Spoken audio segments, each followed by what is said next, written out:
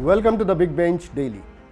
शरद पवार की पार्टी एनसीपी में इन दिनों सब कुछ ठीक नहीं चल रहा है। आए दिन किसी न किसी के नाराज होने की खबर आती ही रहती है। ऐसा लगता है कि पवार साहब ने पार्टी की कमान सुप्रिया सुले और प्रफुल्ल पटेल को देकर ऊपर की रोटी तो पलट दी, लेकिन नीचे की रोटियां अभी भी ठीक से पलट नहीं पाए और वो रोटियां अब जल रही हैं। और ऐसे में उनकी पार्टी का कोई नेता जब किसी दूसरी पार्टी के बड़े नेता से मिलता है या तारीफ करता है तो लगता है कि भाई ये तो चला पार्टी छोड़कर। कुछ ऐसा ही हुआ बीते दिन।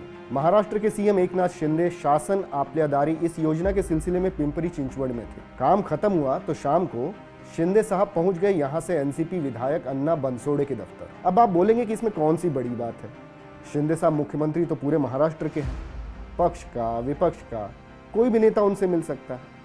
लेकिन द बिग बेंच पर बैठ के सोचने वाली बात यह है कि कोई नेता सीएम शिंदे से आकर नहीं मिला, बल्कि शिंदे साहब खुद अन्ना बनसोड़े के दफ्तर गए थे और इसलिए उनकी इस मुलाकात से लोगों की भौहें तनी हुई। भाई, सीएम का एक प्री डिटरमिन्ड शेड्यूल होता है, एक प्रोटोकॉल होता है, और अपने बिजी शेड्यूल से टाइम निकालकर अगर सीएम शिंदे विपक्ष के किसी ऐसे नेता से मिलने जाते हैं जिसके बारे में चर्चा है कि वो और उसका नेता अपनी पार्टी से नाराज है, तो ये बड़ी बात है। अन्ना बनसोड़े वही नेता है जो अजीत पवार के साथ हमेशा से ही खड़े दिखाई दिए।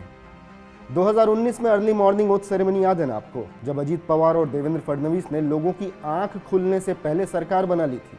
बताते हैं कि उस समय अजीत पवार के समर्थन में जितने विधायक थे उनको मैनेज करने का काम अन्ना बनसोड़े ने किया था। वो बात अलग है कि वो सरकार सिर्फ 78 घंटे चली और एनसीपी के बागी विधायक धीरे धीरे शरद पवार के पास वापस चले गए।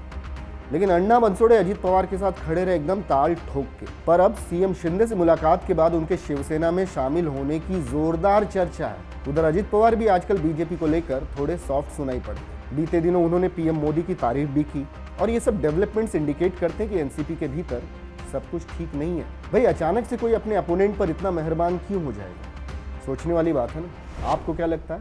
आप हमें कमेंट करके बता सकते हैं। Keep watching the big bench daily.